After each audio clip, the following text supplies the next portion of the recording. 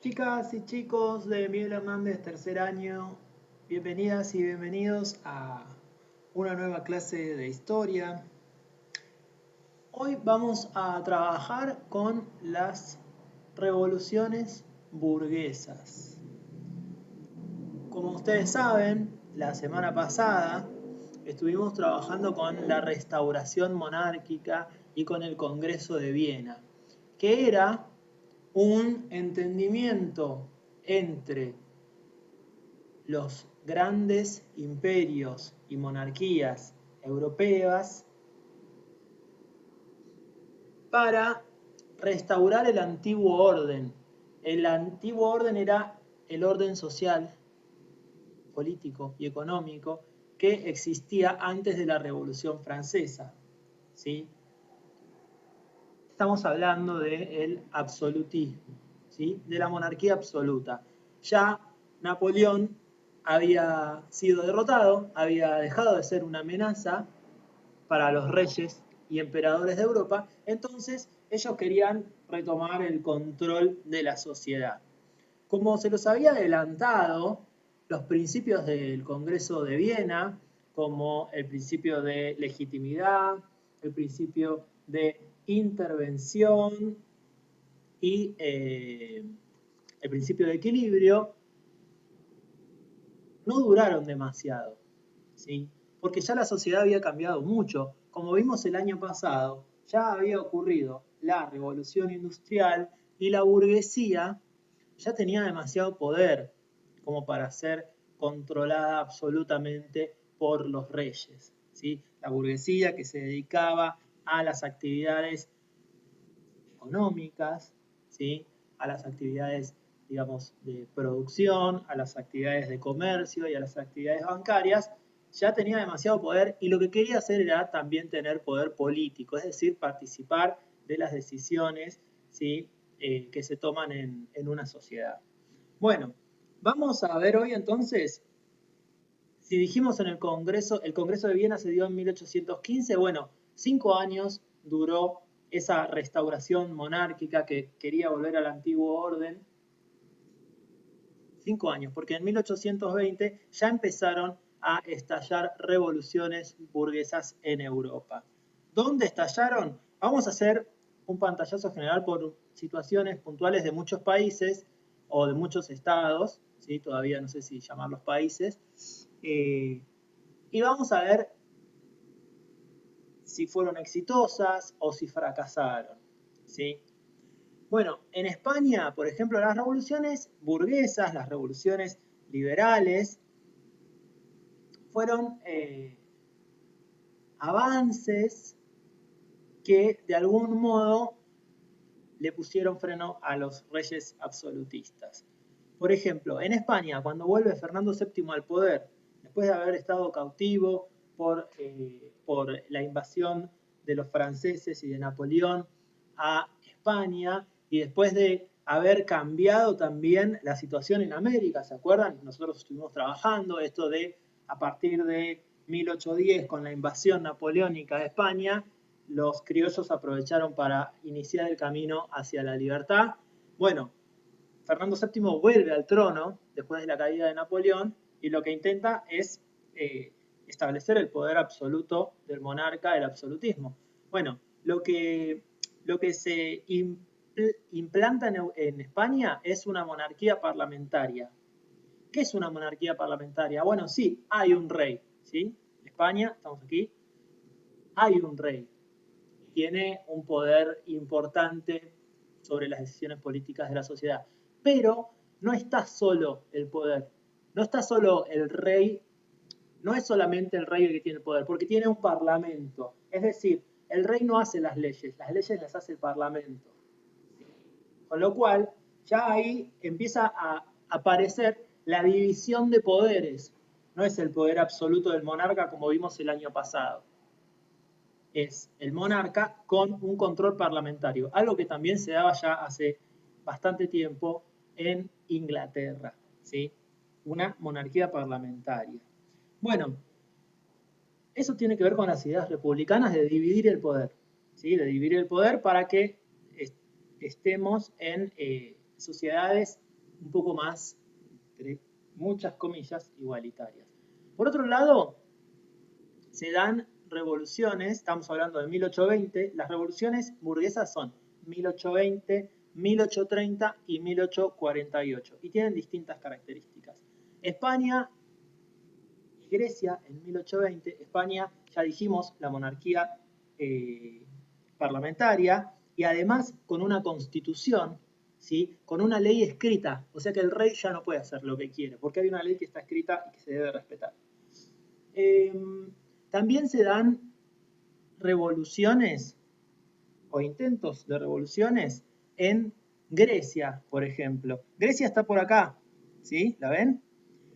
Y Grecia estaba bajo el control del Imperio Otomano, de los turcos, de lo que hoy sería Turquía. Bueno, antes era un imperio, ¿sí? Que controló mucho toda esa zona.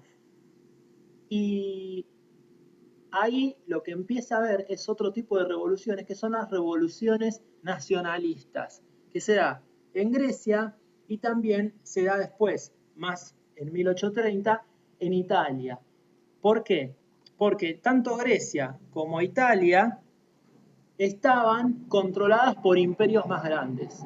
Como dije antes, Grecia estaba controlada por el Imperio Otomano e Italia, por acá, el norte de Italia, estaba dividida en muchos reinos, o sea que no era Italia como un estado como lo conocemos hoy, y además era parte del norte de Italia del Imperio Austríaco, ¿sí?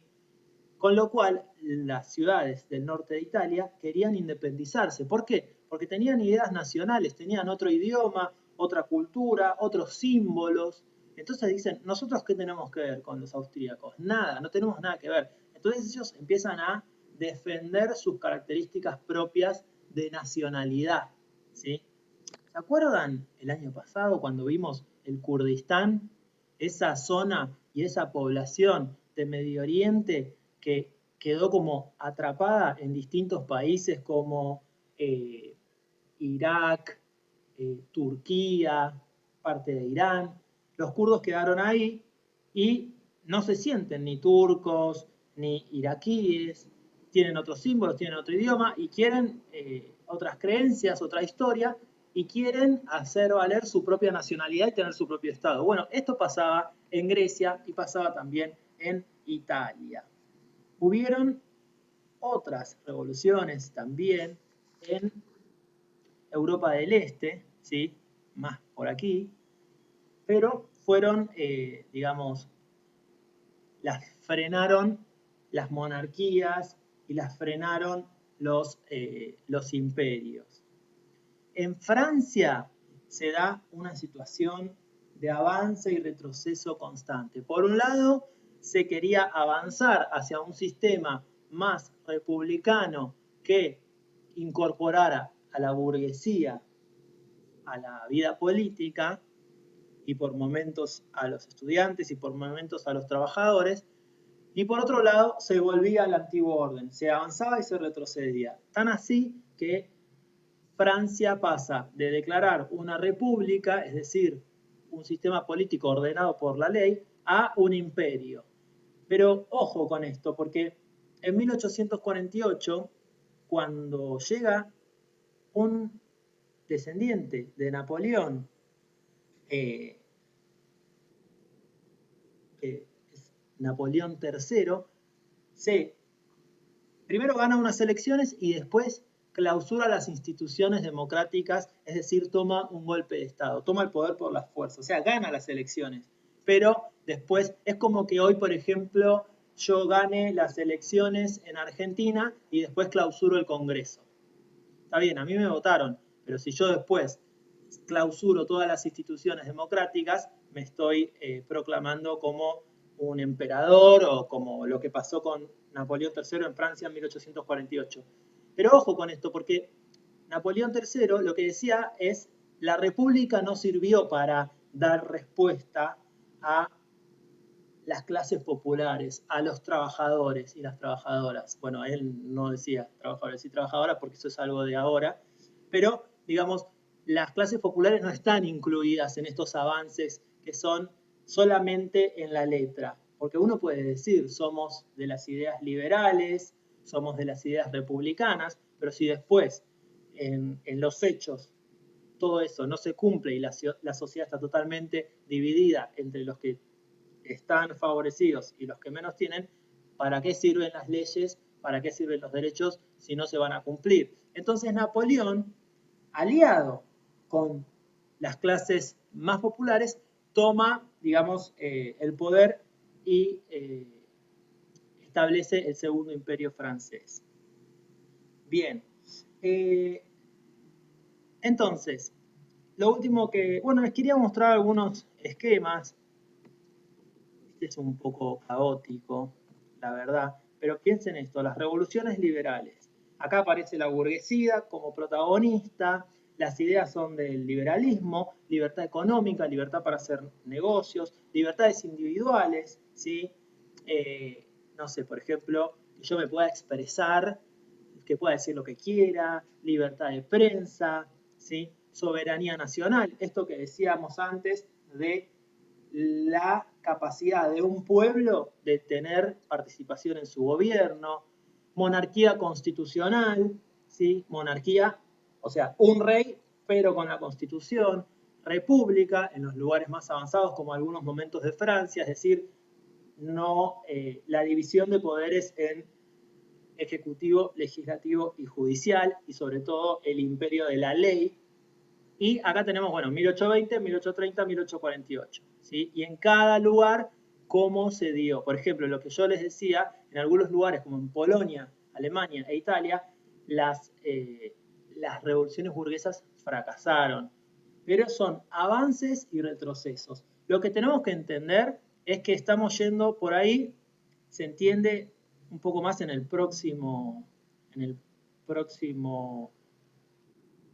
imagen que voy a compartir, ya el antiguo orden empieza a quedar por detrás. La idea de que alguien gobierna por derecho divino ya empieza a ser parte del pasado y nos estamos encaminando hacia las sociedades liberales, republicanas, en fin, también capitalistas, ¿sí?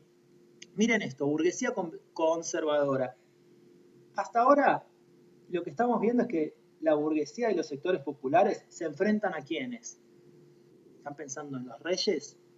Sí, se enfrentan a los reyes, se enfrentan a los emperadores.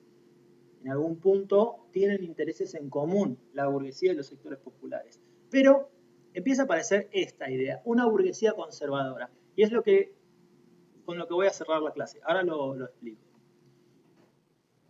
Un mapa conceptual un poco más claro sobre las consecuencias de las revoluciones burguesas. Políticas, se pasa del absolutismo, del poder absoluto del monarca, al liberalismo, a las ideas liberales impulsadas principalmente en la Revolución Francesa.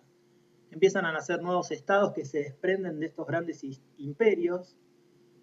La sociedad estamental, es decir, la sociedad, por ejemplo, que antes era el rey, los funcionarios de la corte y por otro lado los campesinos, ¿sí? Y las clases populares, bien marcadas las diferencias y casi imposible subir de clase social, empieza a cambiar esto y se empieza a ordenar la sociedad en clases sociales como más parecido a lo que conocemos hoy, ¿sí? Clases altas, medias, bajas, que estaría bueno pensar también cuántas posibilidades tiene hoy alguien de clase baja en ascender socialmente, o por lo menos pensar si existe esto de que si yo me esfuerzo me va a ir bien, más allá de que sea de clase alta, baja y media. En mi opinión, o la idea de la meritocracia, ¿no? De que si vos te esforzás vas a llegar. Yo diría, más que si te esforzabas a llegar, obviamente esforzate, todo bien, pero que tengamos todas las mismas posibilidades de base. Y entonces ahí sí. Si ahora yo tengo, no sé, hoy en día, tengo acceso a una computadora, tengo acceso a internet, a un celular para filmar, ustedes pueden ver en sus casas las clases porque tienen estos recursos, no es lo mismo que chicos o chicas que no tienen ni conexión a internet, no tienen la computadora o que, bueno, se les complica un poco más. Entonces, si todos tenemos las mismas clases, si todos tenemos las mismas posibilidades, ahí por ahí sí existe esto de la meritocracia o si te esforzas te va a ir bien. Pero mientras no tengamos todos de base lo mismo, es un poco más difícil. Como les dije antes, económicamente se pasa del feudalismo al capitalismo, de la propiedad comunal a la propiedad privada, se empiezan a acercar, como vimos el año pasado, ya la tierra tiene dueños y se empiezan a producir para el sistema capitalista mundial, y jurídicas empiezan a aparecer derechos, empiezan a aparecer constituciones que le dan a las personas, bueno, justamente más derechos y empieza de algún modo a no regirse la sociedad por lo que quiere el rey, sino por un orden un poco más justo. Bueno, ¿se acuerdan que había dicho de la burguesía conservadora? Con eso quiero cerrar. Hay una consecuencia importante de las revoluciones burguesas que, sobre todo después de 1848, ya dije que hubieron revoluciones liberales para limitar el poder de los reyes, revoluciones nacionalistas para reivindicar el derecho a tu nacionalidad y poder liberarte de los grandes imperios que te oprimen, pero todavía no dije las revoluciones socialistas que también empiezan a aparecer. Y esas revoluciones o intentos, que en la mayoría por ahora fueron sofocados, es decir, que no tuvieron éxitos, las revoluciones socialistas tienen que ver con la clase obrera particularmente, ya no la burguesía, sino los que trabajan para la burguesía. Los que trabajan para la burguesía, los obreros, empiezan a decir, bueno, todo bien, pero nosotros seguimos siendo relegados, estamos atrás de todo, no tenemos posibilidades de satisfacer nuestras necesidades más básicas, con lo cual empiezan a pelear por una sociedad que los integre un poco más. Y ahí, miren lo que pasa. Dijimos que hay un avance y retroceso entre la burguesía y los sectores conservadores, porque la burguesía quería participar y quería limitar el poder de los reyes. Bueno, y ahora aparece un tercer actor, que son los obreros, que es la clase popular, la clase obrera, que se pelean con los dos, porque dicen, tanto los reyes como la burguesía, perdón por decirlo así, pero nos están cagando, ¿sí? Y entonces ahí se da un cambio de dinámica en cómo están compuestas las clases dominantes. La burguesía y los reyes se empiezan a conformar como una clase aliada, ¿sí? Antes se peleaba la burguesía contra los reyes. Bueno, ahora dicen, ¿saben? La verdadera amenaza son los obreros, porque entre nosotros, ustedes tienen poder económico, nosotros tenemos también poder económico, tenemos poder político, nos podemos arreglar, pero la amenaza verdadera son los obreros, porque ellos quieren un cambio de sociedad, donde la riqueza se reparta de otra manera. Ellos están amenazando este sistema capitalista que empieza a surgir y que se empieza a establecer y a afirmar en el centro de Europa y en gran parte del mundo también. Entonces ahí se establece una alianza entre la aristocracia o las monarquías y la burguesía para no perder ese poder ante los reclamos de los obreros. Bien, chicas y chicos, este es un poco el panorama de la primera mitad del siglo XIX, es decir, desde, bueno, ya algo vimos anteriormente, pero en esta clase vimos muy sintético y muy rápido, en 1820 hasta 1848 con las revoluciones burguesas y lo vamos a dejar por acá. Les voy a dejar alguna pregunta en la descripción del video y nos vemos en la próxima clase. Adiós.